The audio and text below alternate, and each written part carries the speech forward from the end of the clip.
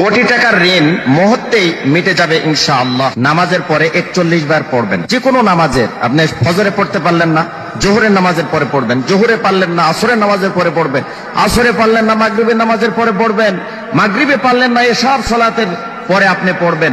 যদি আপনি পড়তে পারেন 41 বার, আর মনের ভেতরে যদি আপনার সঠিক তামান্না এবং বিশ্বাস যদি থাকে, কোটি কোটি টাকার যদি আপনি ঋণের মধ্যে থাকেন, ইনশাআল্লাহ আল্লাহ পাক আপনাকে পরিত্রাণ দিবে।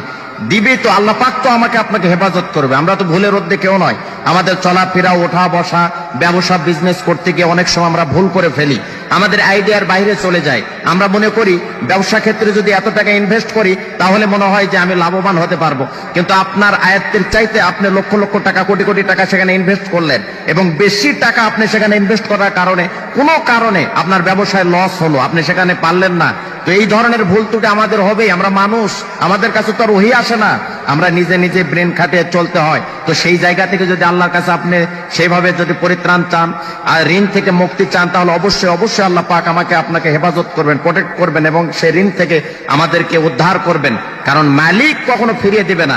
মানুষের কাছে যান, বিরক্তি হতে পারে, মানুষের কাছে যান, আপনাকে ধমক দিতে পারে, কিন্তু আল্লাহ রাব্বুল আলামিন আমাকে আপনাকে অবশ্যই অবশ্যই এখান থেকে উদ্ধার করবে।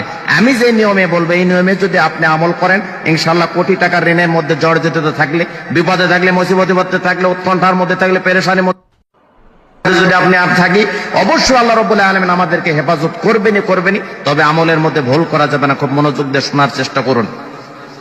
ঋণ এমন একটি জিনিস যে মানুষকে শান্তিতে থাকতে দেয় না, ডিপ্রেশনে ফেলে দেয়, খাবার রুচি নষ্ট করে ফেলে দেয়। আপনার সামনে হাজারো আইটেমের খাবার দাবার আছে, কিন্তু আপনাকে ভালো লাগবে না যদি ঋণের বোঝা আমার আপনার মাথায় থাকে। এই জন্য খুব খেয়াল করে শোনার চেষ্টা করুন। ঋণ থাকলে মানুষের ঘুম কেড়ে নেয়, হাজারো মানুষের সাথে অপমান করে। এই ধরনের যদি কারোর মধ্যে সমস্যা থেকে থাকে, ইনশাআল্লাহ এই কোরআনের আমলটা আপনি করেন, কাঙ্ক্ষিত আমল। পৃথিবীর মধ্যে একটা নির্ভেজাল, ফরমানিল মুক্ত একটি কিতাব কোরআনুল কারীম, সেখান থেকে আমি প্রেসক্রিপশন করছি, সেখান থেকে চিকিৎসা দিচ্ছি। ইনশাআল্লাহ আমল করলে যথাযথ আমি আপনি কাঙ্ক্ষিত ফলাফল পাবো।